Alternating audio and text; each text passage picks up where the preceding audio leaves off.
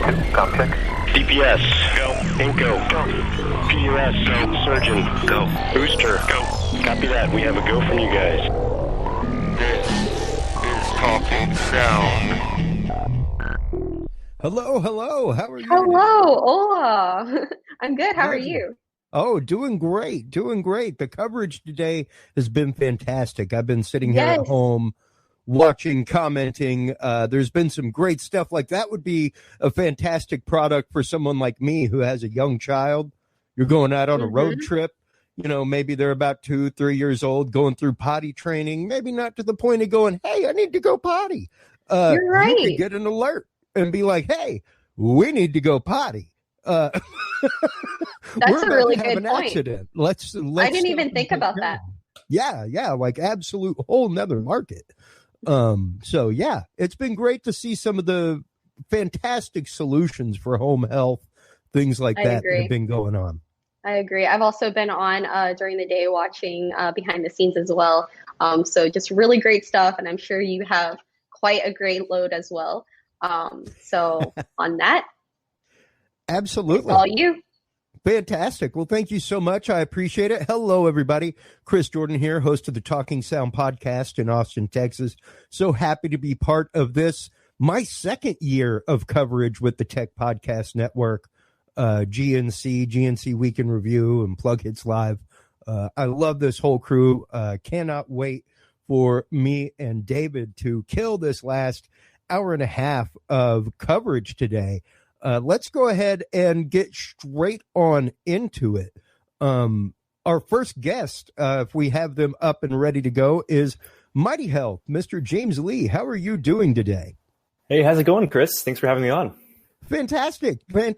I'm ready to kill this digital CES. I think it's really interesting, this all digital format. There are a lot of things that really kind of lend themselves to it, and I think it is a fantastic kind of forced branch off for CES, something where, like they were saying earlier, a lot more people can kind of attend because there isn't necessarily the booth set up, all that kind of stuff. So it's interesting. Exactly.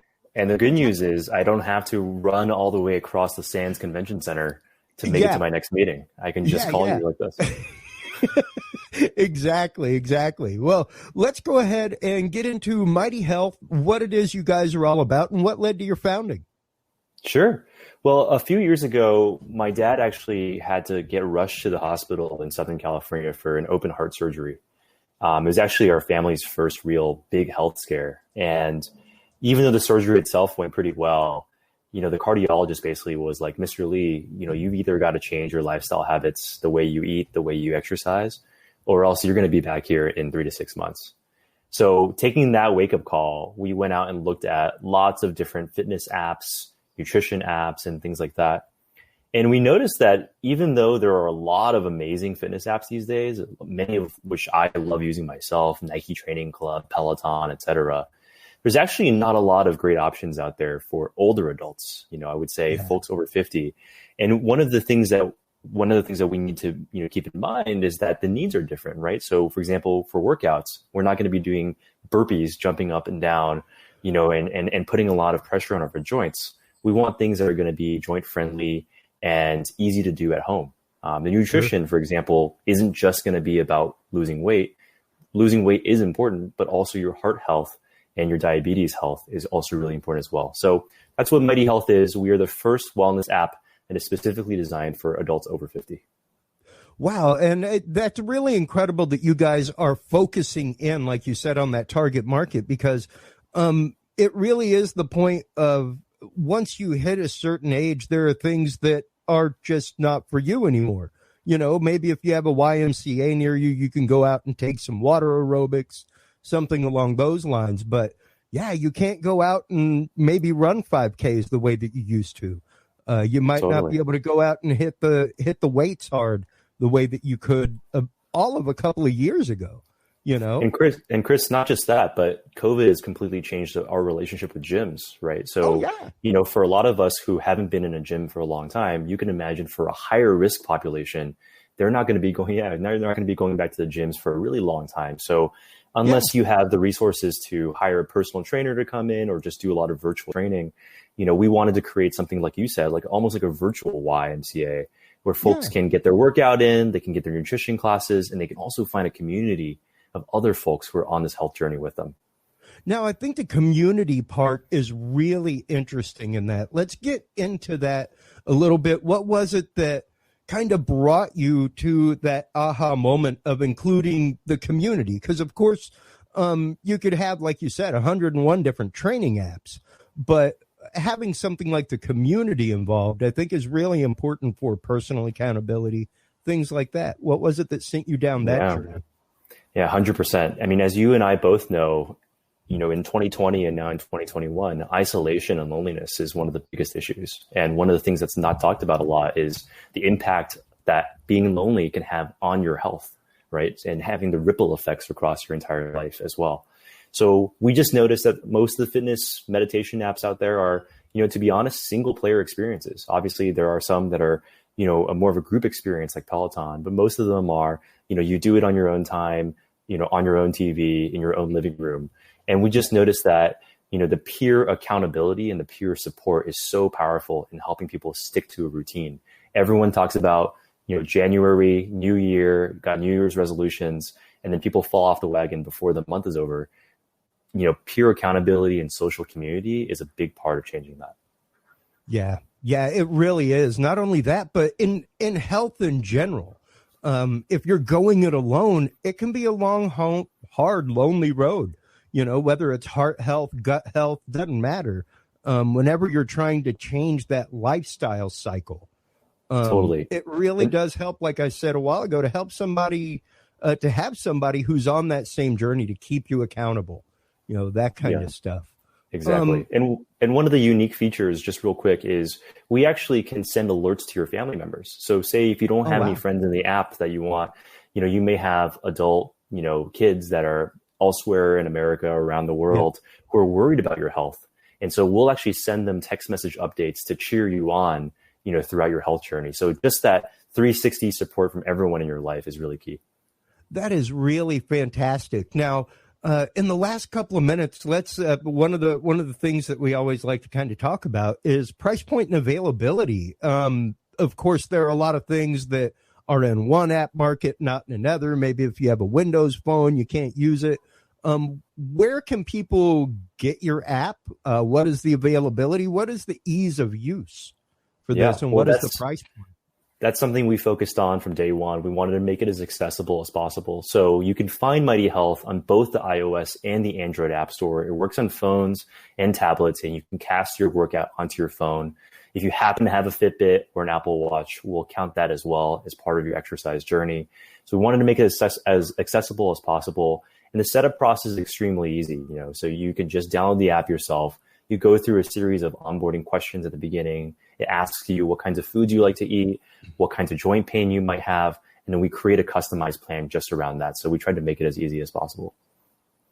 Wow, that is fantastic, because it really is hard, like you were saying, to onboard into that world. That it's hard enough to say maybe you need a little bit of help, much less for there to be a barrier of entry to that help other than, hey, I need some help, So the fact that y'all have made it easily accessible, easy to use, especially for people in the 50 and up crowd, I myself am 45, and there are some things, man, like I don't know what to do with TikTok.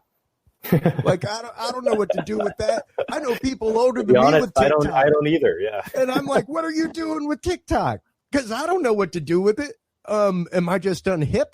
So the fact that you've made it easy for somebody of that generation and plus to be able to put it onto their phone, access it, use it, and get into the system is really fantastic. Thank you so much for taking the time today to come on and share the journey of Mighty Health with us. Everybody, one more time, James, tell them where they can go to get Mighty Health, where they can go to find out more about it. Absolutely. Well, thank you for having me on. And if you want to find out more about Mighty Health, just visit our website. It's mightyhealth.com. Super simple. You can go to the App Store and just search Mighty Health and find the orange app there and download it and try it for yourself. Fantastic. Thank you so much. I greatly appreciate your time with us today. Have a great rest of Digital CES 2021. You too, Chris. Absolutely. Man, I love hearing about up and coming, burgeoning things like that really involve people of a later generation into the newer world of things, and really kind of help onboard them with something that maybe they would want to get involved with, but is just could be an embarrassing or rough barrier of entry. So that makes it so entirely easy. Our next guest coming up is Patrick Sherwin, CEO of Gosun. How are you today, sir? Hi, Chris. I'm doing great. Gosun makes portable power for the people. We have a wide variety of solar technology that we're trying to help people live more independent, resilient lives. A lot like Mighty Health there. We're ultimately trying to plan for a future where we can maintain our culture and maybe don't burn as much and do it with the sun. Thanks to lithium ion batteries, the world of what I have behind me is an entire outdoor solar powered kitchen. Oh, wow. Wow, that is absolutely amazing. I come from a family of campers, people who have RVs, things like that. And for those kind of traveling people, this is absolutely essential kind of material. What was it that really brought this idea to life for you and sent you down this path of creation to begin with? Yeah, I spent a lot of time thinking about how to get us out of the mess that we've created. In high school, you find out about, man's impact. Really, my inception was doing solar installation work. And I found out these tubes were a fantastic way to cook my lunch. And I've just been tinkering and trying to figure out how to get more solar into my life. And so in the last couple of years, we've ultimately iterated on a number of products that meet essential needs. Because I like you, I like to go out camping and have a ton of fun as, backyard barbecues, events, sure. tailgates. And we're also now helping to fuel your life when you need it. I mean, unfortunately, things have gotten a little less stable, and we have more disaster events, and these things are here for you when you really need them. Well, and especially down here, I know Scott lives in Hurricane Alley himself down there in Florida. I'm here in Central Texas and from the Gulf Coast of Texas. And buddy, if you weren't ready with possibly a generator for your house, something like that, some way to be able to even boil water. Or charge your cell phone. Yeah, you're right. I remember as a kid, whenever we'd have hurricanes, something like that, it was every plug in the house got put in a drain and it got filled with water so that if we didn't have water service, we could at least boil water for drinking for a few days, whatever. Bathtub. You can go without bathing. That's cool. But if you got a 3-4 person family, you're going to go through some water, whether it's cooking food, drinking, whatever. Let me show you a way to get completely clean on 1 gallon of water. Oh, awesome. At CES not too long ago, we saw these USB-powered pumps. And what I have in this little box here can give you all the water that you need in life for several months, long as you have a freshwater source. Any old puddle will do. It's a USB-powered pump. Okay, so it only takes 3 watts to move water, and it'll do that all day long through these little silicone hoses. It comes with a little power bank and a solar panel. You can run the pump directly on solar right there. This filter is 3-stage, so you can anything but salt water will go through here. If you want to take it backpacking, you just pull it out of the setup and you can drink out of any creek. But then we combine that system into a portable sink, the collapsible. And then you have a button here, and with the 1 liter per minute, now you got your sink. So it's nothing better than good old saponification to clean up, soap and water.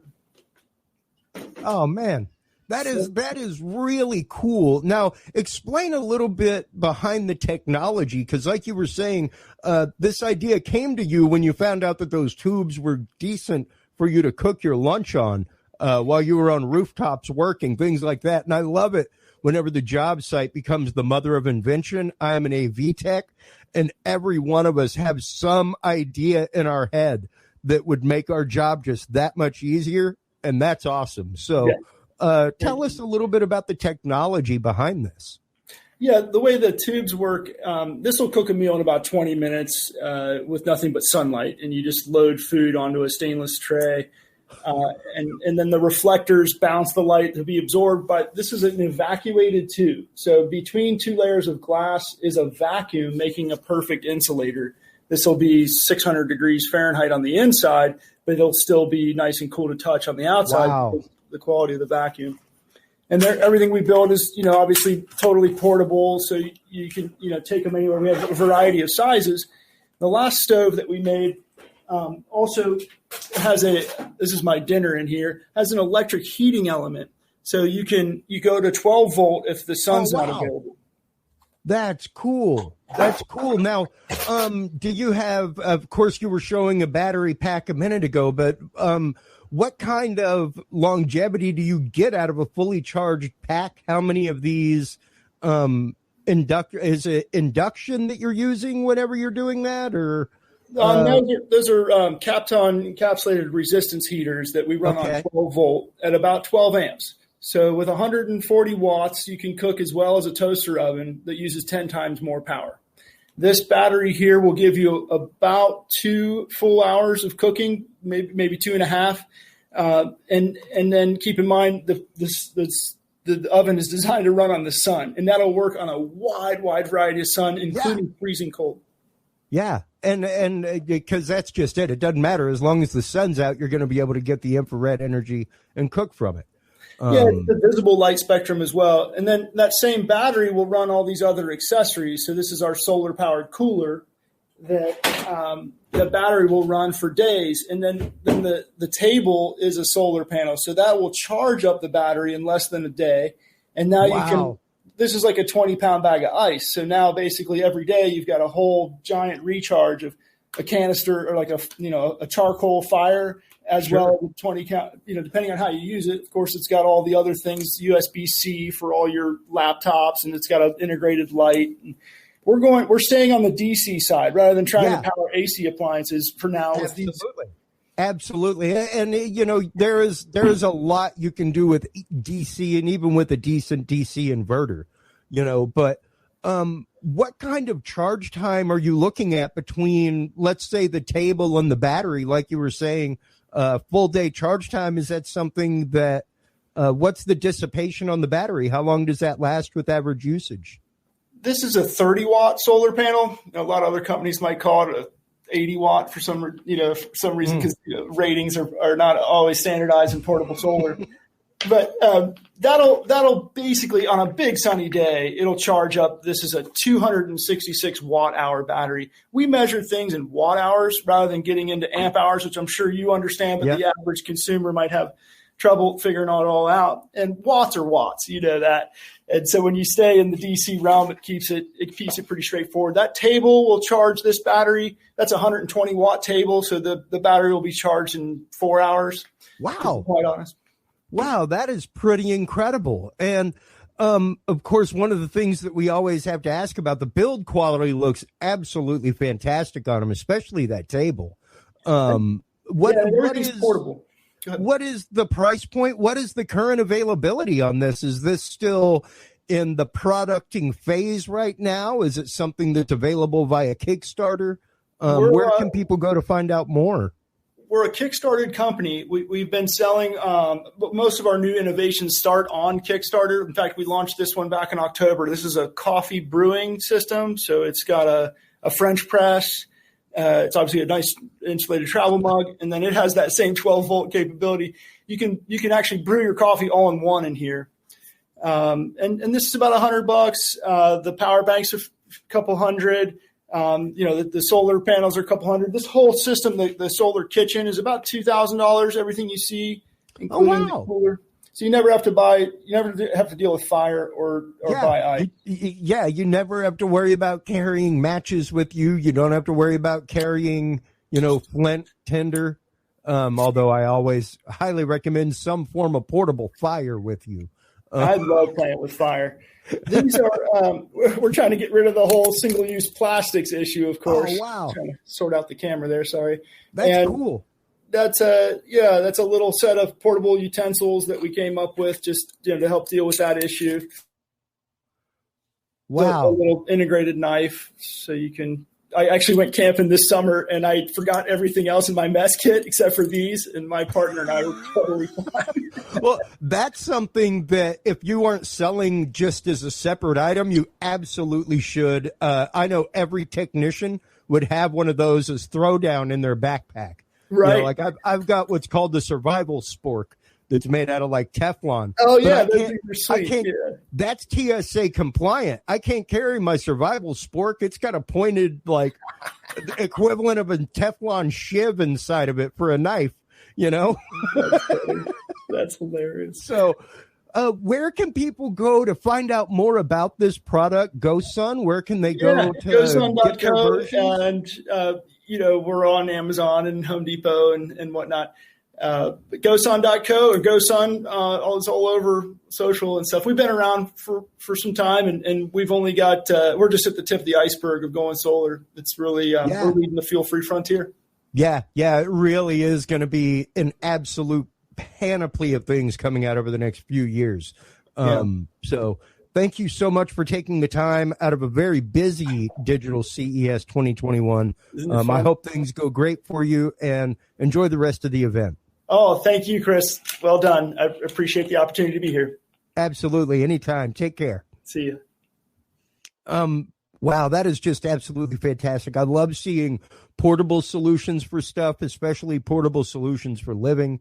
Like I said, I come from a family of campers, hunters, things like that. So absolutely cool technology. Our next guest in the shoot right now is from Road Prince Inc. We have Sam Bell, founder and president. How are you doing today, Sam? I'm great. How are you? Doing fantastic. Welcome to the show. Well, thanks very much. Tell us a little bit about Road Prince Inc., what it is, how you guys came to be, and what you do. We're at the opposite end from a lot of the other people here in the show. We are not consumer end at all. Oh. We have basically a honking big robot on the back of a truck. And if you don't mind, I'll put up a little bit of video while I talk about it. Absolutely. Okay. And let's see if we can get the right. We should have our screen going turned here. on for you. Screen 2. Yeah, here we go. All right. And try and get that actually playing. So what we've got is a big industrial robot on the back of a truck. I don't need that sound. There we go. But we've got a big industrial robot on the back of a truck. What we do is we paint the things which are normally painted using hand stencils. So that's turn arrows, bicycle symbols, that stuff that's on the road that's not playing very well in the background. No. Yeah. Sorry about that. That's okay. No worries. But what happens is that you have a crew of maybe 5 guys standing in an intersection, stenciling a left turn arrow. And then they stand there on the street like bowling pins waiting to get hit. Yeah. We think this is just a really, really bad idea. The reason that I got interested in this is that I'm on my local city's transportation advisory committee. Okay. And we were doing a big streetscape project, a couple $1 million to rehab some road. And we wanted to get away from the 4-lane highway model right here in the middle of town. Sure. And we thought, well, if we had a shared center turning lane, so you have a lot of opposing left turn arrows all along the center, and then some diagonally striped buffering like you see on my shirt, and then the bike symbols next to each curb. There we go. Sort of show myself there. And we wanted to do that. Everybody signed off on it. There's lots of good public health benefits and good commercial benefits and so on to doing that kind of streetscape. At the last minute, we wound up being told we weren't going to do it. And I said, well, what's the problem? And they said, well, it's the paint. And I said, I don't understand.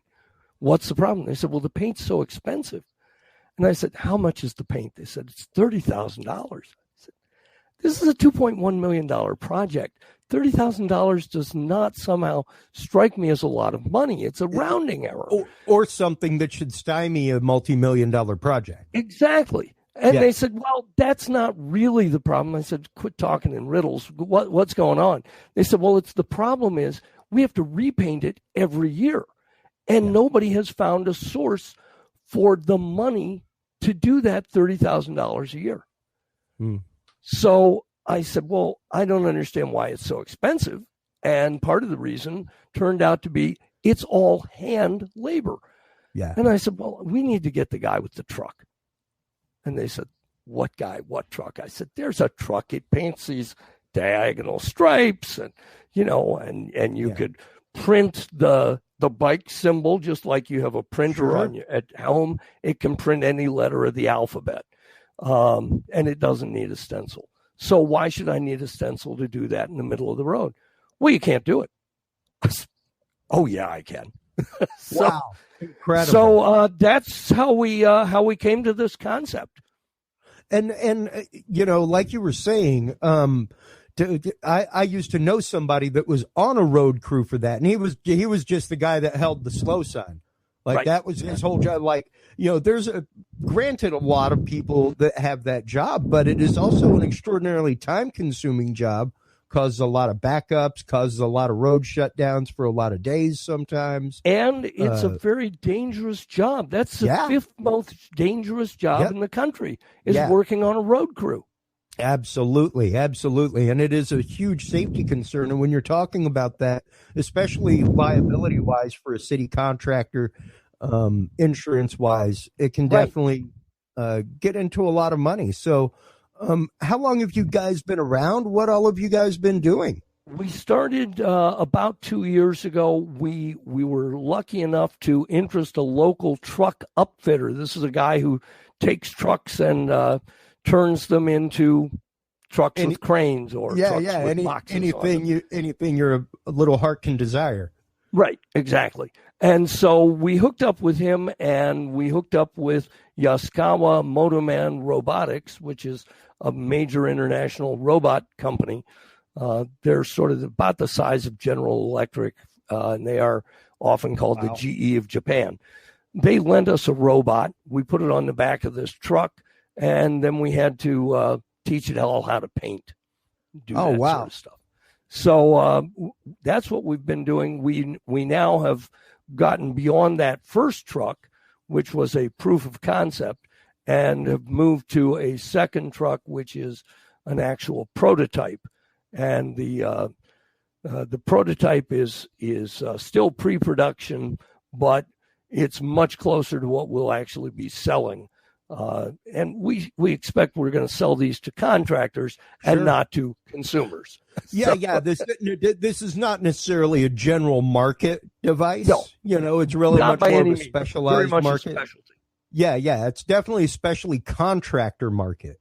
That's right. But man, the uses for this, especially for city use, that kind of stuff, it really does put it into the realm of being able to be under a city program instead of being subcontracted out. So, which saves tons of money over time. Absolutely. For larger cities, it'll make sense. For small cities, they won't use it often enough to make it worthwhile to invest in their own. Yeah, but you're a city the size of Austin with a million plus absolutely. people. Absolutely. Austin will need more than one. Yeah. So smaller cities may not need their own, or they may need one or two. Well, it sounds like you've had a pretty quick turnaround, at least from concept to prototype. What do you think your journey from prototype to market is going to be for this? Well, we were lucky. We got some good funding from the National Science Foundation for a grant, which we've just completed. And let me just crow for 1 second about that. As part of our grant, we were working on camera calibration for machine vision, because it's really important that the robot hand-eye coordination be good so that you wind up with a good quality graphic. And we were able to improve the current state of the art for camera calibration enough that it is now being ported over to stereoscopic vision application on a Da Vinci surgical robot. That's just a spin-off for us. Fantastic. And to know that you have that kind of proprietary technology that you're coming out with, to know that you have those kind of patents that you can lean on to further your own research, as well as the brand, the company, everything else, and to underwrite all of this is really fantastic. Yeah, so we hope to be taking orders for this next summer, or this summer now. Wow, that is a really quick turnaround, and what great news for a fantastically innovative technology that is incredibly necessary. Like you said, one of the most dangerous jobs out there. So to be able to at least automate some of that is really, really forward thinking. Thank you so much, Sam. Tell everybody where they can go to find out more about road prints if they're in a city office anywhere, city planner's office, even a contractor that works with city planners. Absolutely. Where can we go to find out more of course, about it's roadprints.com, and that's roadprints with the Z. Oh, with the Z. Got to make sure to get the brand because correct. The S was taken. It's amazing how a brand changes when your URL is gone, isn't it? That's right. So road prints with a Z. Well, thank you so much for taking the time. Once again, amazing technology. Enjoy the rest of your digital CES. I hope you have many, many more great meetings to come. Thanks so much, Chris. We appreciate it. Absolutely. Wow, really cool stuff to know that there are robots out there getting ready to live print our streets. Really, really cool stuff. Our next guest right now in the studio is Macroact Inc. Marie Christine Kang. Not even a hard name. So sorry I tongue tripped over that. How are you doing today, Marie Christine? Oh, thank you. I'm very well. Yeah, I'm a little bit nervous having this interview, but I'm very glad to have it. We're just the way I try to tell people is that we are talking about you and what you're passionate about. So yeah, that's great. Yeah. I mean that is the most relaxing conversation in the world, is somebody wanting to know what you're all about. So tell us real quick. Number one, is this your first CES?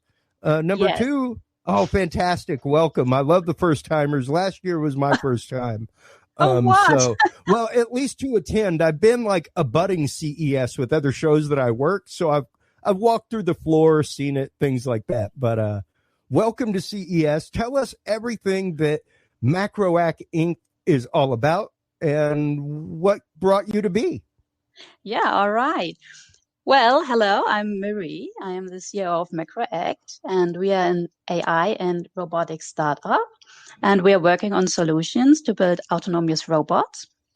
And behind this is our autonomous motion control solution, which can basically train any kind of robot in a virtual environment to learn optimal movement via reinforcement learning to fulfill any specific tasks. And while we are here at CES to take the opportunity to introduce and show our AI-powered autonomous robot cat, MyCat. And the idea to create a companion robot cat came to us after evaluating today's reality. And we see a huge increase in single households. For example, I guess in the USA, it's about 36 million in 2020. And yeah. All right. Yeah, it's huge. And we see also an increase in on health issues with people like depression and loneliness, which seems to have a connection. And as well, just to connect the dots, we see an increase in the pet markets. But on the downside, we also see an increase in the abandonment of companion animals. And with that in mind and the possibilities of today's tech before our eyes, we started to create MyCat as kind of an alternative for people who will want to take care of a pet, but out of their own reasons cannot manage to raise one. Well, sure, especially whenever you're looking at elderly people who have perhaps had a companion animal for years and may not be able to maintain a Yes, companion exactly. animal so much, like bending over to feed them, to clean up after them. Yes, Even exactly. whenever you're talking about small dogs or a heavy cat, hey man, if they lean up on you wrong or try to get up on your lap, like they can knock you down as an elderly person, all kinds of things. So Yes, all kinds of reasons. That's right. And well, I am a firm believer in technology, and I think we should look to technology and see how can it be beneficial to humans and what can we sure. achieve. Yeah, and that is our starting point, kind of. Yeah, yeah. And I mean, even the fact that I've got a young child and we have an older cat, we have a younger cat. And he is presently going through the motions of, okay, that you can't do with the cat. So to be able to program things in, instead of maybe a kid getting scratched by a live cat before you get a cat, Yeah. that kind of Yes, stuff, yes, to yes. train younger children how to behave with cat, even people with learning disabilities, you know. Yes, yes, as you rightly say. I mean, there's a huge spectrum where it can be possible to interact with a robot cat instead of a real pet, as you said, for the elderly or for young children.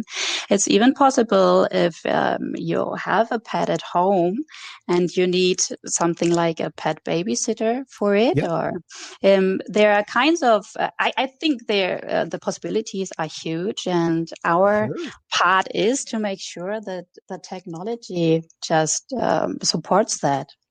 Well, and how long has this product been in development? Is it already available out on the market right now? Is it a Kickstarter campaign or?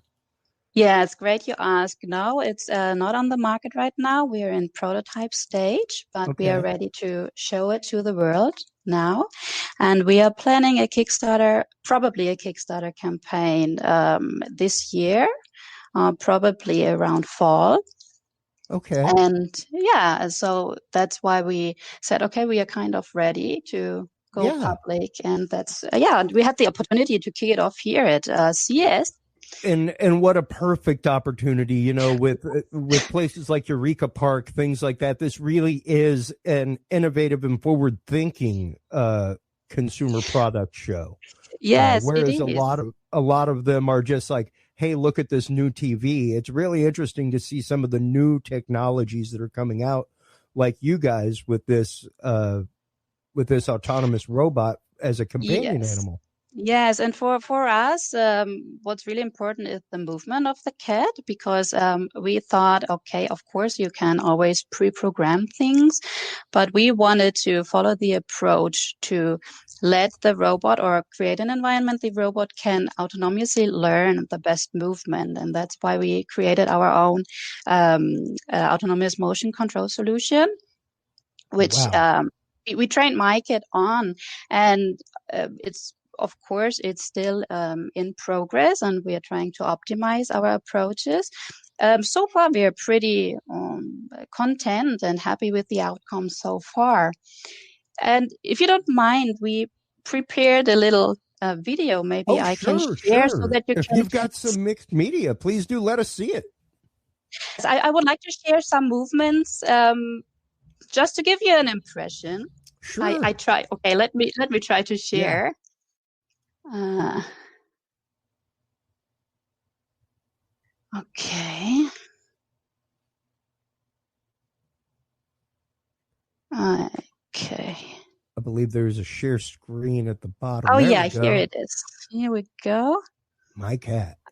Yeah, there's my kid. Okay, Oh, just watch and tell me what you think. oh, that's awesome.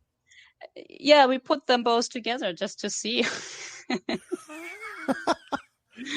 And interesting, because if you're a cat person, even the motion that just happened between the two cats, where he came up and nuzzled the side of its head, that is an Yes. utterly natural cat reaction to another cat. Yeah, that's what we were thinking. This MyKit, of course, had all these interactive features, and she can estimate your emotions and is using face, voice, and emotion recognition for that. And she is basing on your interaction and emotion and her own emotions on how to react in a given situation. And that's it. It was pretty short, but I think you got okay. Here we are. Yeah, that is really neat, and I can see a lot of applications for that. Before we let you go, the one question that I know is on everybody's minds is: are there laser eyes, and will they kill cats if it has them, or mice? Will it kill mice? I don't know. If you have them? Would that be a? I know that's going to be in the comment thread somewhere. Like, only if it catches mice. Yes. Yeah. Let me get back to my team and come up with a solution for that. Well, thank you so much for taking your time. I hope we put you a little bit at ease with the interview. Tell everybody where they can go to find out more about MacroAct Inc. And more about MyCat. Yes, sure. Of course, you can find us under macroact.com. It's spelled macroact, just .com. And of course, we are on social media everywhere, Facebook, Twitter, YouTube. We have a couple of videos provided there. Just go for MacroAct and you'll find it.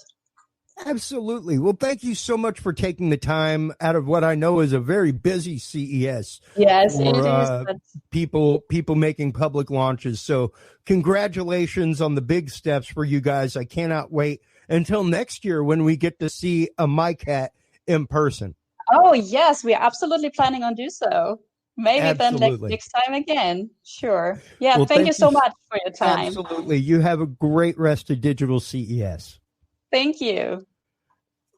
Such cool technology. I love seeing in anything robotic, anything automated. I'm absolutely fascinated by, and know that they are trying to use auto ranging technologies, things like that, for the cat to become more personable, get more used to your movements, motions, things like that. Awesome stuff. Our next guest is already in studio. We have Joseph Castingway. You're on. Good job. All right. Fantastic. From AutoSlide LLC. Tell us a little bit about AutoSlide and what you guys do over there. So AutoSlide is a design and development and manufacturer of automation systems for doors, windows, hardware parts, lock sets, that kind of stuff around the fenestration industry. We concentrate on residential and light commercial applications. So that's why we're involved in the entire smart home industry. We have a sister company, Addis, that's been around for 30 years, doing commercial automation, kind of like the stuff you see that Stanley and Horton makes. So we basically took that and brought it into the residential application. Wow. And, it's nice to see whenever a company does adapt things that have been out there for commercial use and tried and true products for the home and for residential use. Because so often you find a lot of products, especially at regular big box stores, things like that just do not have that road tested quality to them that a commercial product really does, where it's been put through the ringer, those things get used and used regularly in a commercial environment. What were some of did y'all have any issues with, I guess, finding new ways to apply this technology into smart home use, into regular home use, things like that? Yeah, so one of the biggest challenges was to figure out how to use that door automation in a residential application versus the commercial application. With a commercial application, it's very utilitarian, where it's just there to open a door for you to get in and out. Get into a department store or a grocery store. Now, when you bring it to residential, you're actually bringing automation into your lifestyle, right? Into your everyday life. This door is going to be there, when you're home, your children, you might have pets. So we had to figure out, all right, what do we need to do from a functionality wise to this system to make sure that people are able to use this and it actually makes sense and it creates convenience and accessibility for them. as well as providing security for them in their home. So it took a little while to figure that out. And if you look at all the things we have, sensor wise and activator wise, there's a lot, but it's because some people have pets, some people don't. So not everyone needs a pet sensor. Some people want to, walk up to the door and it opens for them. Some people want to control it from their phone. So as we've grown our ability to be able to operate our door. But we also had to look at the fact that we didn't want to create a product that was going to require to change your door. So we wanted to create a retrofit product that you can install on your existing door, which makes us very unique. We have the only existing retrofit automation system for sliding doors, which makes it really cool. So, wow. You have a patio door in your home, it works perfectly fine. We're not going to say, hey, go buy a new door with this automation. We're going to say, hey, add our automation onto your door. Boom, done. And is it only sliding doors, windows, things like that can be automated, or is it normal swinging doors, stuff like that as well? So we started out with the sliding door automation, just for the convenience. Thinking of patio doors primarily, they're sliding, but there's a lot of French doors out there. There have been existing swing door systems in the marketplace, not necessarily honed at the residential application. So we figured let's start with the sliding.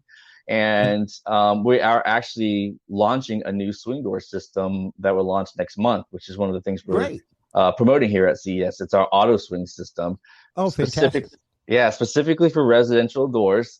So for your entry doors, for your French doors that go on your patio, and even for internal doors, for your home office or a bathroom or whatnot. So, so sliding and swing options will be available starting in February with us. That's fantastic, especially whenever you're talking about people with special needs, people with walkers, that kind of stuff. Not just accessibility, but security is really key there when you're talking about a home door entry system.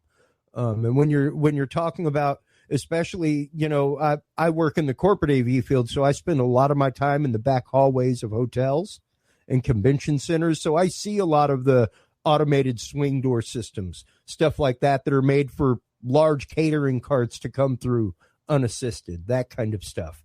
And to see that you guys are adapting that for home use, that kind of stuff is really, really fantastic. I can see that going big places, like I said, in the home use market for elderly and special needs people. Yeah, we do a lot of business in the accessibility market. That's probably our largest marketplace right now. And actually, with the just going back to the sliding part for a moment, we had when we first started promoting the product here, one of the biggest feedback things we got from the aging in place home remodeling people who deal with the elderly and the disabled and limited mobility. They didn't have an option for sliding doors. They would actually have to rip out the sliding door, put in a swinging door, and then automate that. And we basically solved that problem. Now you can use that sliding door and automate it through our stuff. The only other way is to go like a keyhole door where it goes inside the wall. But even then, you're talking about a destructive process. Exactly. You're talking about a process where you got to cut out part of the wall, make it hollow for the keyhole door to fit, all kinds of stuff. So the fact that y'all are able to come into a home and retrofit it for that kind of stuff, you're able to come in and, especially when you're talking about people with wheelchairs, that kind of stuff, and elderly people, to be able to maintain that privacy in a home, being able to shut a bedroom door, that kind of stuff, and not have to worry about the embarrassing moment of maybe not being able to get back in. Something along those lines. It really is fantastic to know that there's solutions out there. Real quick, before we let you go, we know that that's being released in February, but anything out in the future right now that you can tell us about? Yeah, two things. So one thing we're actually launching in conjunction with our auto swing system is a new set of privacy software, which we actually started working on back in end of 2019. And basically what the software does, you can actually implement this into any of our systems, the sliding door or the swing door system, but it creates a hands-free access into a room, primarily bathrooms it was designed for. And then this, with the COVID happening, and are launching this right now. So we can help reduce cross-contamination where the bathroom is one of the biggest places for that. Using this in surgical rooms, surgical areas, stuff like that. Absolutely. Like there's a whole marketplace, even in the restaurant industry, Absolutely. Well, the funny thing is, and I don't know if you've noticed this too, but you'll go into a bathroom and the water's automated, the soap's automated, everything's automated to the door. To get in and out. You still have to get the paper towel. We've got rubbing alcohol on the way out the door to sanitize our hands, but we still have to touch a filthy doorknob. Thanks. Exactly. So AutoSlide can help you with that, folks. Joseph, before we let you go real quick, one last chance for shameless self-promotion. Tell everybody where they can go to find out more information about AutoSlide LLC, especially if they are someone like me who has a walker-bound parent, something like that. Where can they go to get things retrofitted come February? You can go to autoslide.com. On there, find out more information about all of our products. We also have a dealer locator, so you can find somebody in your local area who's been trained, knows our products well, can come in there and give you an evaluation, an estimate, and install our products for you. Absolutely. Fantastic. Joseph, thank you so much for taking your time during what I know for everybody is a very busy digital CES. Take care of yourself. Watch that long walk over to your next meeting now. All right. We hope to see you next year at CES with all kinds of fantastic solutions from AutoSlide, Joseph. Take care. Thank you, Dave. Appreciate the time. Absolutely. Man, like I said, I could see so many applications for that technology on so many fronts. Let's see. Who do we have? Do we have anybody in the studio right now? I don't see a name. Yeah, for me, CES is always super fun. Like I said earlier, as a AV technician, I'm normally in Vegas a few times a year. They're at the Sands Convention Center running a show, and one of them abuts CES every year. It's like, and normally it's one of those, we're in the hallway trying to bring our boxes in, and they're in the hallway, like stacking boxes in the hallway so that they can get out. And it's like, hey, move your boxes. We're trying to set up our show. But last year was interesting. Not only was it 2 straight weeks in Vegas, which was more than tiring, but it was really interesting to see the space transform from CES and one high-tech show to becoming another high-tech show. And to see the space used in that way, to see what they did with Eureka Park downstairs in a space that I'm used to seeing set up in a totally different way, converted into totally different means, was really, really amazing. So I thoroughly enjoyed that, being able to walk around. I know myself, just a couple of the health products that have popped up today, I put on my wish list because, I'm not wearing my watch today, but typically my digital watch would be screaming at me by 10 a.m. if I was home from the road, because by 10 a.m. normally I'd be walking the convention center and I'd have like 10,000, 15,000 steps behind me, within a couple hours, just walking around. It was nothing for me to bang out 10, 12, 15 miles in a day, walking around running conventions and running AV. So now, let's just say I put on a little bit of COVID weight. I'm maybe not as spry as I once was in that, right? So I think a few of these digital things are going to come in handy.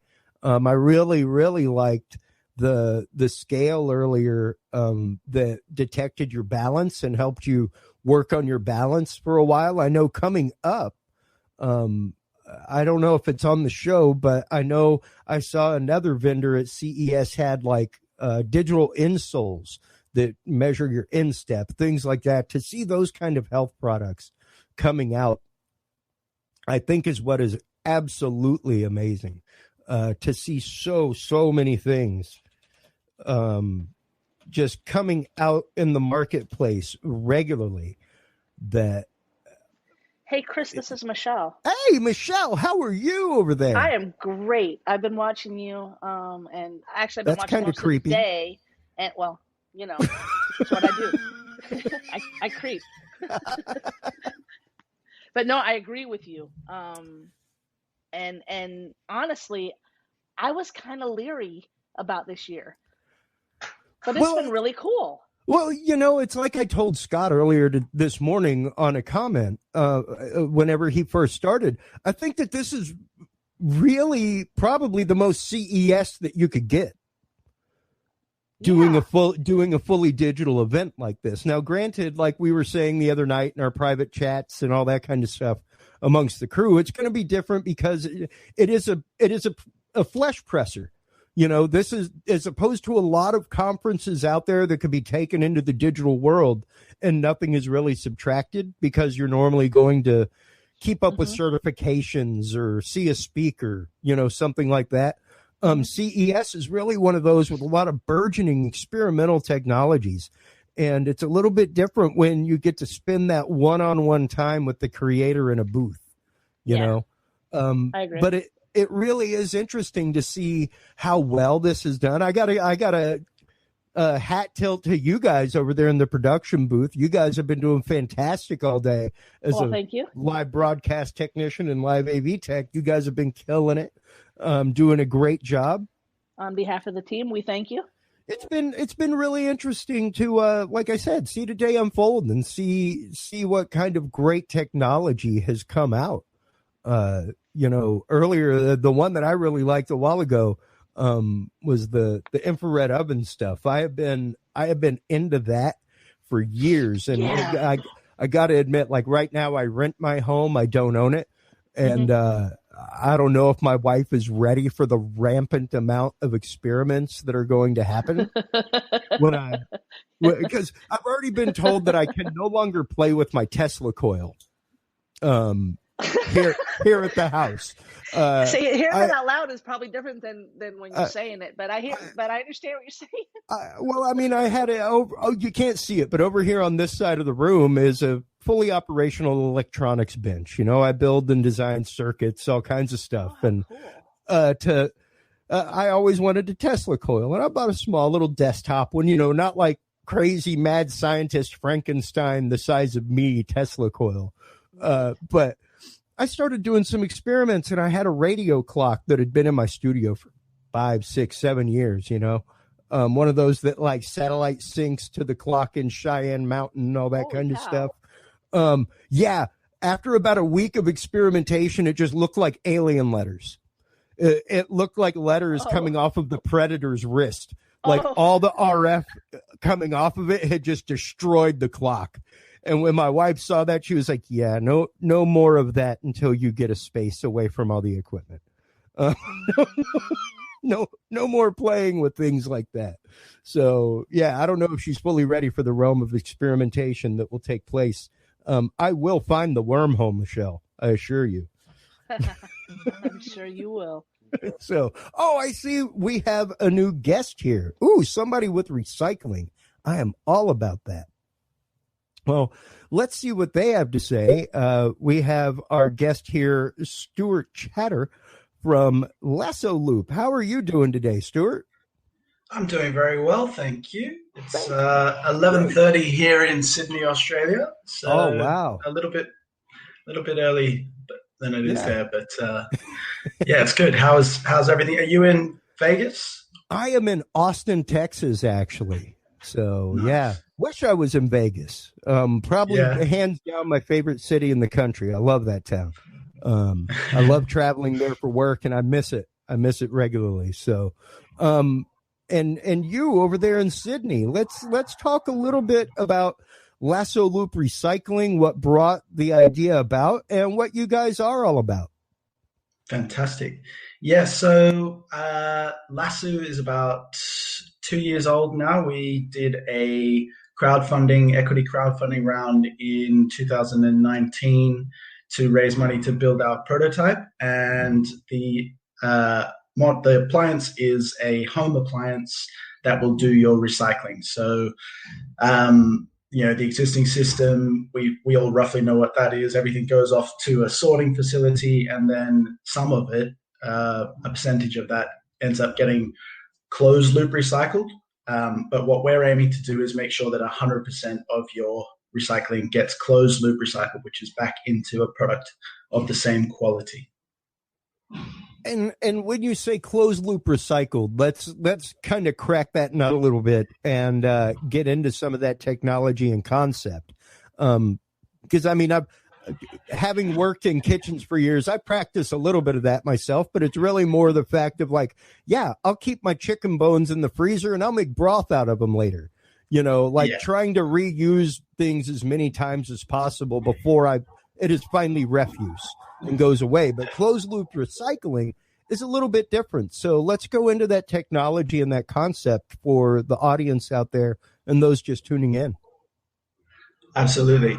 So one of the biggest issues with our current recycling systems, whether it's the US, the UK, or Australia, is that the end product, once it gets through all of those steps that I sort of mentioned, going off to the sorting facility, you putting it in your bin, even as early as the manufacturing process, you have contamination that goes into the system. So that effectively renders the materials, they can't be used in a product of the same quality. So that's the system we've designed uses sensors at source. So whether it's in your house or in your office, to detect what type of material it is. We can then keep it in one stream. So if it's PET plastic, it stays in the PET plastic stream. If it's clear glass, it stays in the clear glass stream, etc. And so we detect it, then we wash it and clean it, which, that's great for the user. It's a convenience thing. At the moment, you're meant to be washing your recycling, and most people probably don't do that. And then the material is ground. So if it's plastic, it's flaked. If it's metal, it's shredded. If it's glass, it's crushed, and then stored in the storage container as a pure product that is at that point at industry specifications to be reused in a product of the same quality. So we're cutting out a whole bunch of steps, and we are just making the experience a lot more elegant and tidy for the user as well. Sure. And I mean, now granted, I'm sure that this could at some point be scaled to home use, things like that. You're really looking more at commercial, industrial applications, things like large high-rise businesses, that kind of thing, where they're trying to get that like gold star certification, so to speak, where it's like, hey, we're environmentally friendly. We recycle here on site. We separate our recycling. Like I know the Austin Convention Center is one of those that does their own separation, all that kind of stuff to make sure that it actively gets separated. Because, like you're saying, frequently a lot of that stuff is outsourced by major cities, things like that. And that's how it ends up in our rivers. It just flies off the back of a truck or off the back of a barge into the water. Well, so much of it gets landfilled as well, which is a real shame, or incinerated. Exactly.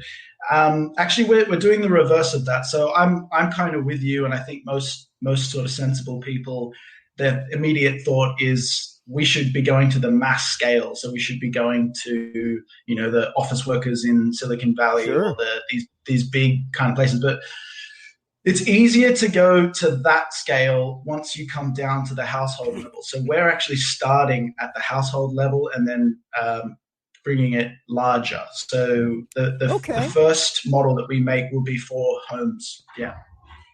Wow. That's really interesting. The fact that you're going the opposite way, because there are so many people out there. Like I practice recycling, at least in the fact that we have it here, where it's like, here's your bin. Put your recycling in it. We don't have to necessarily separate it or anything like that. But once you start getting people into that mentality, like when I lived in Portland, Maine, where it was you had to break your boxes down. You had to have glass in one thing, plastic in another. It really does get to a different point in your life. And you really do start thinking about that in a different way. So what is the entry point for people with this? Is this a product that is currently available, product that is still in prototyping and concept, or what? Give us a little bit more information here, Stuart.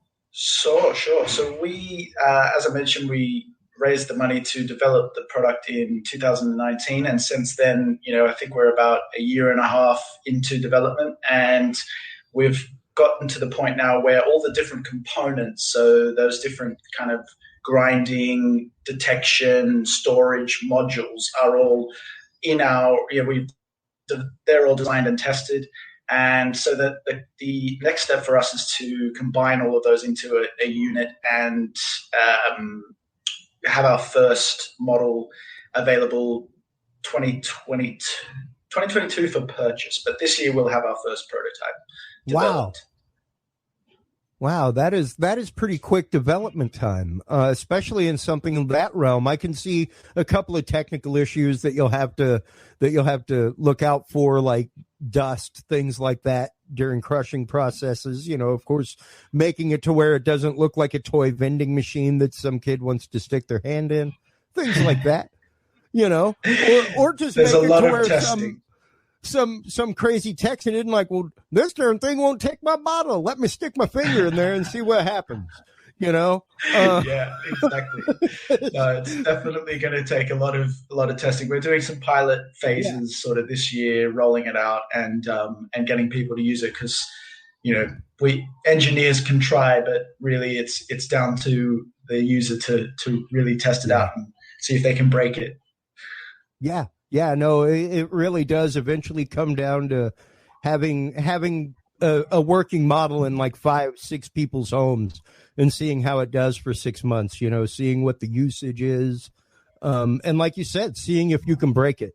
Like I help people with podcasts, and they're always worried about like traffic to their site. And I'm like, worry about your site breaking from traffic before you worry about traffic from your site. Like I think you put the cart way before the horse. Yeah, for sure. The day that your site crashes from traffic, have a bottle of champagne chilled to pop. Like, doesn't matter what your audience is, doesn't matter Baby what your steps. product is. Yeah. The day that your site crashes because too many people visited, be ready to celebrate. That is something you should strive to attain, actually. So to know that you guys have a really quick window for release on this and for prototyping is really good to hear, especially to know that this kind of stuff will be available for home use before it's available for commercial use, which is so often the opposite way around. Stuart, thank you so much for taking the time to come on. Tell us a little bit about Lasso Loop Recycling. Where can people go to keep up with the latest from you guys? Where can they go to become a part of crowdfunding, anything like that, if that's what you guys have going on? Great. So we are lassoloop.com, or Lasso Loop, sorry to the Americans out there. No worries. And we're also Lasso Loop on all of the social media channels, so you can find us on Instagram, Twitter, etc. The next, you're actually able to reserve a lasso now. So we have a site, a page on our site where you can reserve your lasso appliance for when it's released, and there's certain benefits in doing that now. So we'd love to catch you, and any questions, please reach out. I'm sc@lassoloop.com. Sure. I've got a couple more questions for you before we let you go, if you have some time, Stuart. I'd love to. One of them would be, are you, I guess, looking into the biomedical field for things like this? Great question. Especially when you're talking about sharps disposal at home, things like that, diabetics, that kind of stuff. Is that a market that y'all have explored at all or considered? Absolutely, we've considered it, and it's a great question because hospitals, for example, there's so much plastic used in those. Ask any medical professional, and they'll tell you it's horrifying how much plastic gets tossed away. The dumpsters are bigger than the food dumpsters. Yeah, so that's actually kind of one of the areas where we started thinking about this product, how do we maximize the value of those products rather than just see them go to landfill? And it is tricky, but that's what we're developing, is this sort of wash cycle that can take things that are, we're aiming at the beginning for food and beverage quality, but the application for this type of technology outside of the home and outside of the office is huge. Like businesses, hospitals, and restaurants, man, restaurants and bars. Good Lord. Yeah. Even breweries in and of themselves, with the breakage from glass, all that kind of stuff, to be able to reuse, recycle.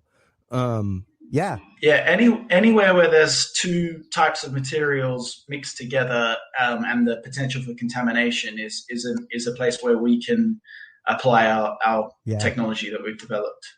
Well, and what a great model you guys have come up with, like I said, to really reverse that development tree and go from consumer to the opposite direction.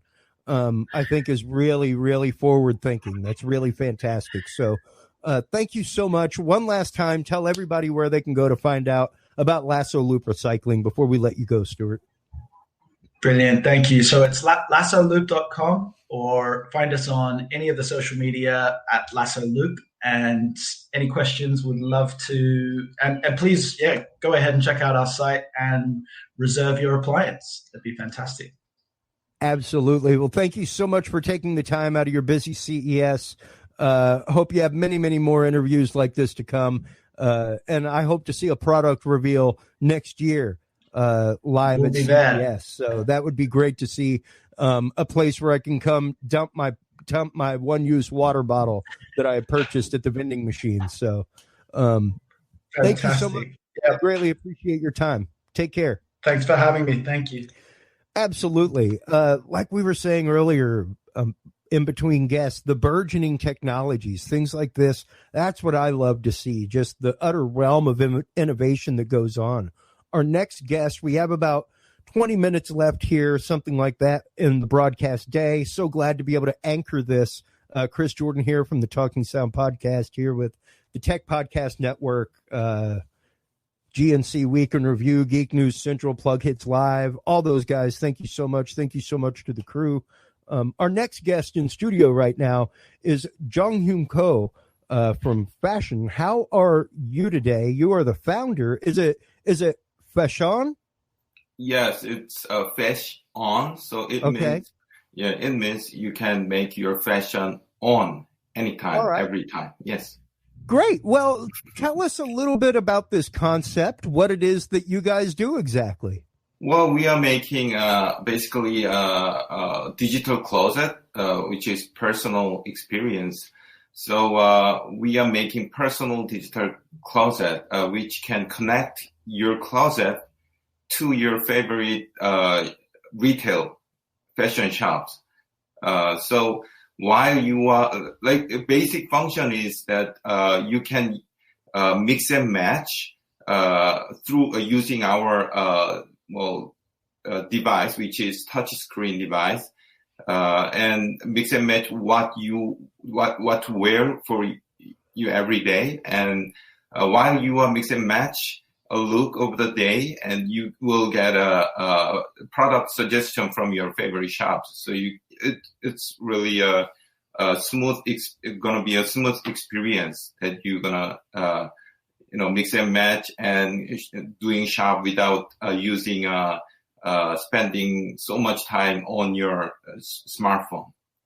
Sure. Especially if you buy, like so many people do who are brand loyalists, that are used to shopping from the same provider, used to shopping, maybe they buy shirts from one location, shoes from another, things like that. It really would be a great way to be able to streamline that process, especially in this COVID day and age.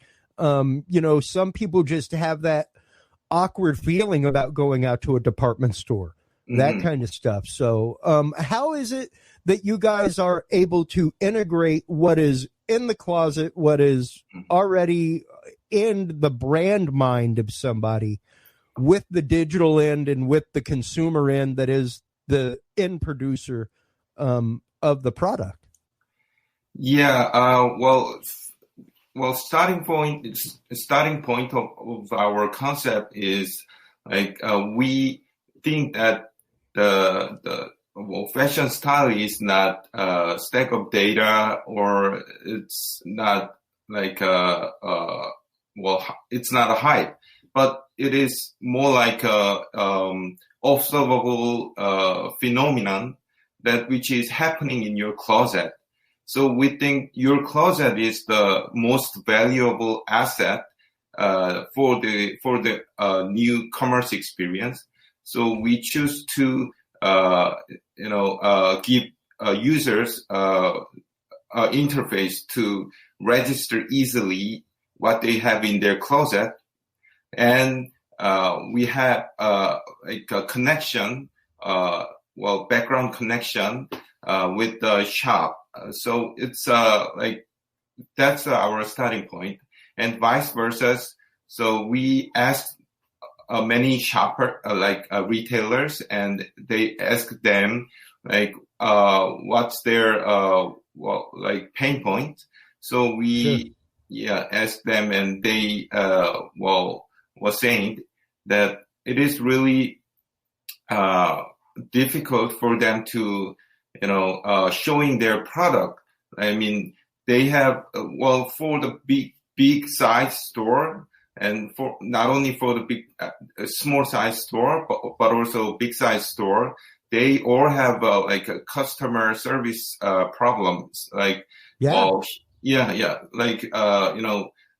have a core product to show them, but it is difficult to suggest them for their core product. So our solution is when customer get to the store, even it is offline store, they get to the store, they will get to chance to meet our fashion kiosk and explore the recent core product from their store, and they can log in to that kiosk, and they can call their personal closet data to the shop kiosk, and they can mix and match and decide to purchase the seasons. Interesting.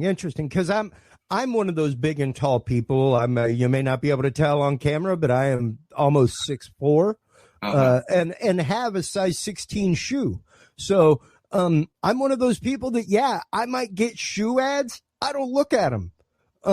Because most people are like, oh, yeah, check out these great shoes I got. Awesome. Do they make it in size mutant? Because the average shoe only goes up to size 13. So the odds of me being able to get the later, it's a pretty depressing thing. My wife has gone out shoe shopping with me and literally been out on an 8-hour excursion through Katy, Texas to try to find shoes to come home and not have shoes. And she was like, I don't think I've ever gone shoe shopping and come home without shoes. It's normally because I didn't find anything that I liked, not because I couldn't find something that fit. Mm-hmm. So for people like me to be able to go on there and say, hey, time for me to replace my walking shoes, and be able to find something that A, is within the style that I like, and B, I do not have to comb the internet to find it. Mm-hmm. That's incredibly valuable. So the fact that you have keyed into that kind of demographic is really huge. What kind of release date are you guys looking at? Is this already something that is available out there that people can utilize? Well, we are actually a really brand new startup. We started, this is first time, for us to showing to the market. I mean, the CES is the first time.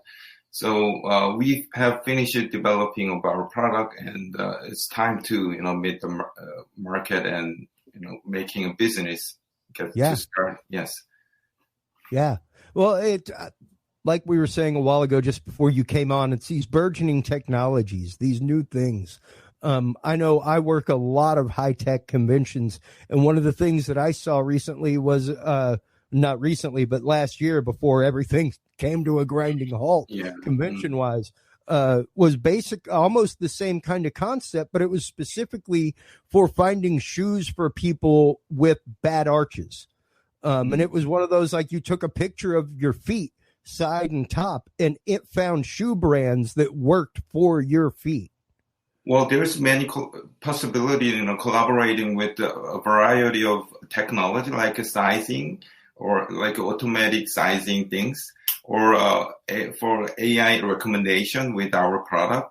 So we are basically, open for many collaboration like opportunities.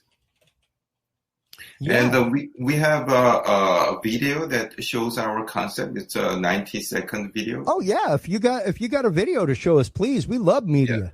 Yeah. Okay, so is it okay to just show this screen like this, or? Sure. Yeah. There we go. We can see it now. Okay.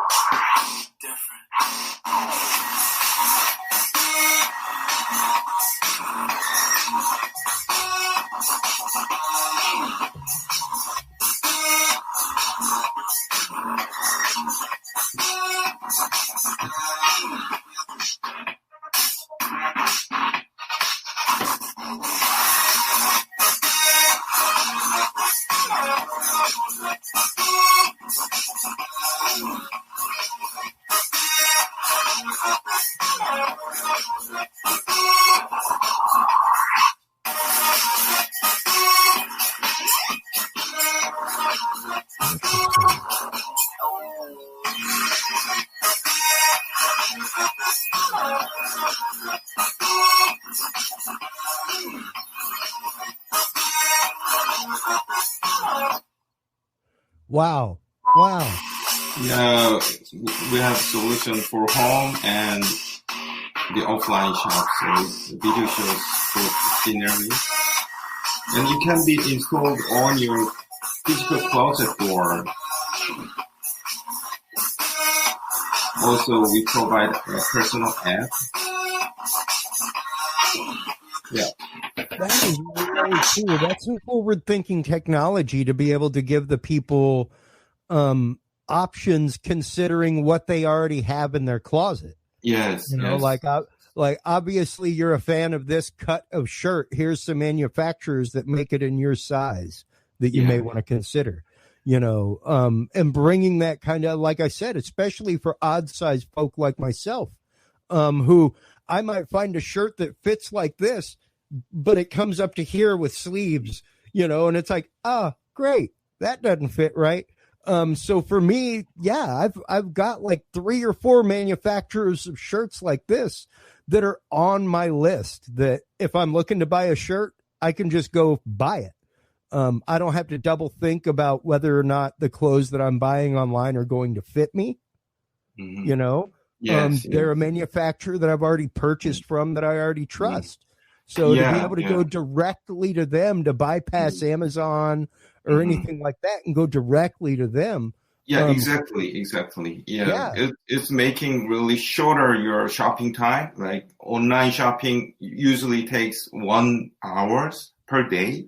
I mean, that's the, well, we also, we do our study our own, and research it to users. Then they said there's too much information, like, more than 50% of our, interviewer says that it's more than 50% says it. There's too much information on online shopping providers. Too much shops. So they cannot find it. You go to find a shirt, and then 30 minutes later you purchase 2 sets of headphones and something else, and you're like, oh yeah, I was supposed to buy a shirt.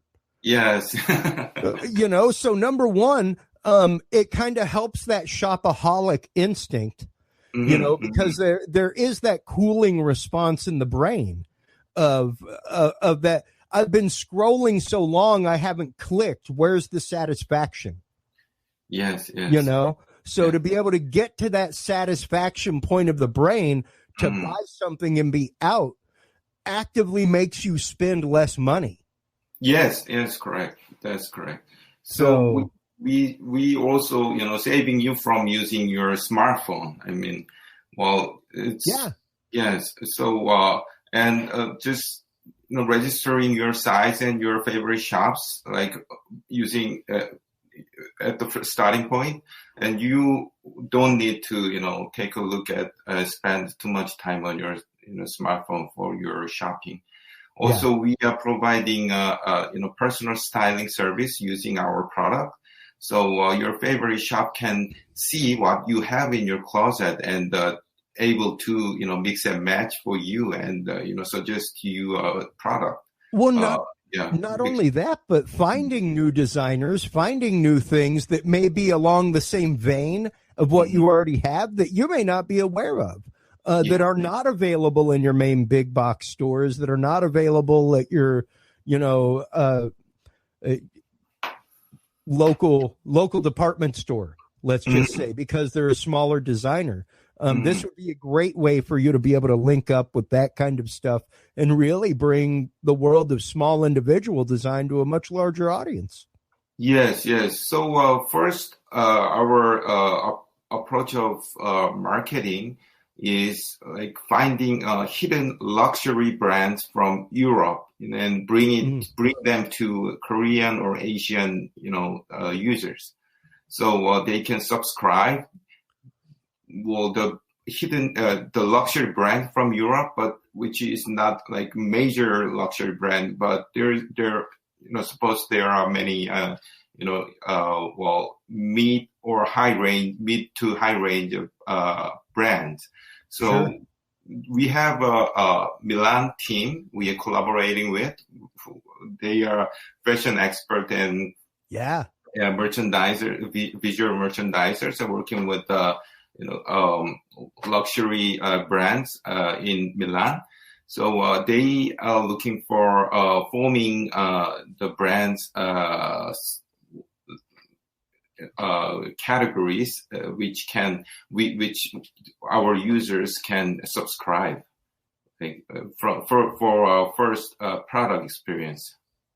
Wow, that's fantastic! And to know, like you're saying, to be going to Milan. I mean, that next to Milan, you got Paris and a couple others that are cities of fashion in the world. So when you're going to Milan, you're talking about some of the, like we were saying, some of the larger small manufacturers that are luxury lines that you may not just have heard about because you haven't had a chance to stroll down the Champs-Élysées in France or something like that, or even to go to Milan. Because it's an entire district over there.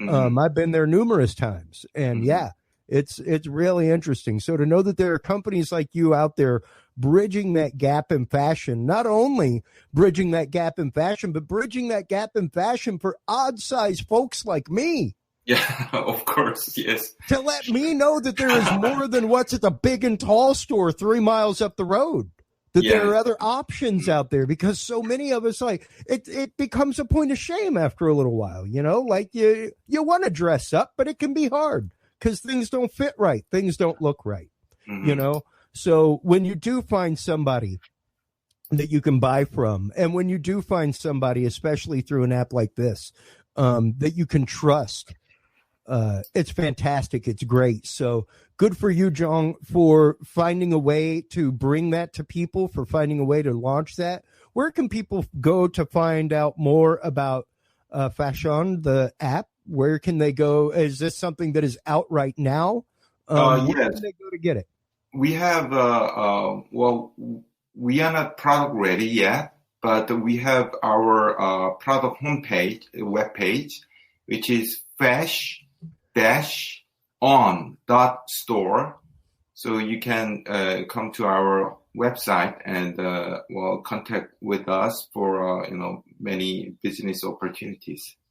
Great, fantastic. Well, thank you so much for taking the time to come on and talk with us during this first virtual CES. We hope to see you next year with a booth, all kinds of good stuff. And we wish you the best of luck. Thank you so much for taking the time on to ending today's broadcast for us. Oh, my honor. Thank you very much.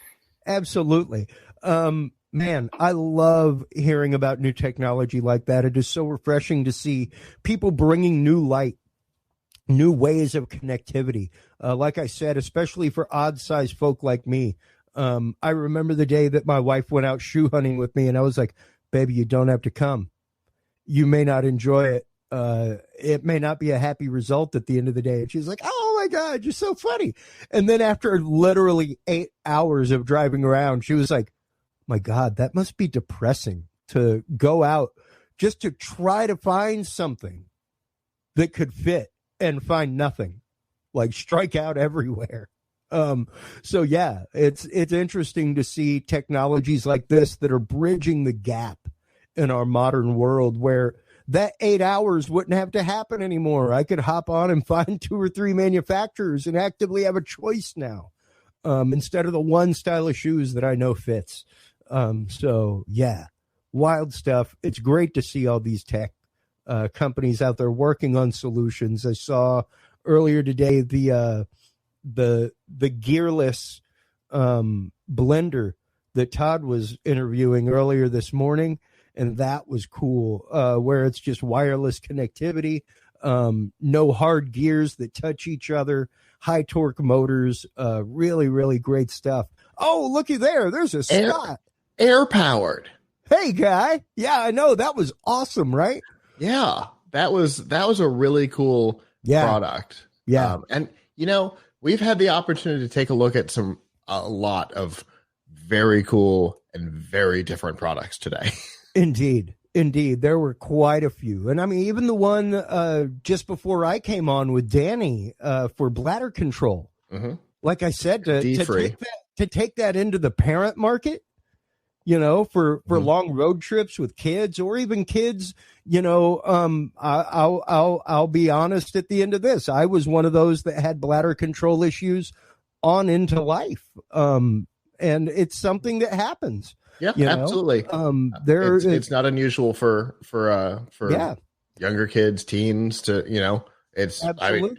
I mean, you wouldn't have a product like Good Nights that goes up to size 125 pounds or something like that, if it wasn't a common enough a market problem for it. Yeah, precisely. And you know, to see all these healthcare products coming out, I know we were talking about that the other night, just the wave over the last couple of years of health maintenance, things like that, especially elderly help, elderly care, that kind of stuff is really fantastic to see. For sure. Well, that comment that is showing up right there, thank you, by the way, leads us to thanking everybody, all of our viewers. I was looking at some statistics while I was off there for a while because our backstage got really full, so a couple of us had to bounce out, and I was one of them, which is good. That means that people were showing up ahead of time and ready. It's why you were able to catch up coming into the last hour, was people were actually in and ready. So we bounced out here in this studio. Both of we were like, all right, we'll free up spaces. We actually got a pop-up notification and thing that said, oh, too many people. Yeah, because at one point during the day with Todd, I was like, hey, man, do you want me to like throw web graphics? If you want me to just sit here while I'm working all day and pop up a website and screen share it, I can. And you were like, oh, no. Can't do it. Don't do that right now. Yeah. And we actually got a notification that we had too many people. So, so while we were gone, yes. Okay. Yeah. So, if you were watching us on Facebook, you are no longer, because we hit the 8-hour cap. Oh yeah. Yeah. You hit the 8-hour mark, which is fine. Goodbye, Facebook. We always tell people it's best to watch us on Twitch anyway. Twitch or YouTube are the best ways to watch because we don't have any limits, and these kinds of things don't happen. Please do not hit remove people in the control room. If that is what just happened, please do not do that. No. I feel like there's one less thing up there, which will be a disaster. Hopefully that's not what just happened. Anyway, for those of you who stuck it out during the day, we really appreciate it. Like I was saying, I was looking at some stats while we were out, and if the numbers are what I think they were, we did great today. We had so many people watching. So that is always appreciated. And a reminder that we will be back again tomorrow, same time, 9 a.m. to 5 p.m. Pacific time, noon to 8 p.m. Eastern. We will be back and with a whole new slate of guests and toys and amazing things. For sure. We will be starting with Todd again, and then I think we're gonna cut to you, and then I'll do a cut shift around Danny at the end. Okay. And we've got an almost full schedule. I think we've only got 3 empty slots tomorrow. Nice. So yeah, we've really filled up. I'm excited. There's some really interesting stuff tomorrow too. So I can't wait. I got to admit, I was pretty jealous whenever I saw that Todd got to interview Movo today. Yeah, I'm a big Movo user and big Movo recommender. I love their products. They are absolutely amazing. When I saw that, I was like, oh man, God, I didn't want to have the green Emby around me today, but I do now. So, it happens. Absolutely. Well, thank you as always for having me a part of it and Talking Sound. I absolutely love it. It's great, fantastic, super fun time. So. Glad to have you a part of it. And before we go, there's a couple of things we've got to do. The first is if you want to help us pay for our coverage, this and make other events possible, there are 2 ways you can do that. The first is when you shop for Amazon, if you go through plugitslive.com/prime, there's some features out there you may not know about. Prime Music, which gives you several million tracks for free. Prime Video, which most people know at this point, which has TV, movies, and documentaries. And then there's Prime Gaming, which is my favorite because you get free games every month just for being a Prime subscriber. And you can subscribe to a channel on Twitch, which you could use to subscribe to us, and all of that's for free. And the other is through a service called Privacy, which is one of my favorite services that we've ever had partner with us. With Privacy, you get a special credit card number for every online service that you use. So if there's a breach, they can only use it there. And since it's attached to your account, they probably can't use it there either unless they're shipping it to you. So it cuts down on online theft of cards and personal data. Plus, you can turn them off. For me, I've got cards because I use it all the time. It's the only way I shop online. I've got one for personal and one for corporate. And when I'm not using one, like I'll shop that I use infrequently, I'll make my purchase, it'll clear, and then I'll pause the card again. Nice. So it'll decline even if it does try to get used. So yeah, that makes things. Oh, and if you sign up for one of those trials for, say, you sign up for the trial for a streaming service, you're going to forget to cancel it. If you use your Privacy card, just pause the card before it gets used. Pause it right after it's charged.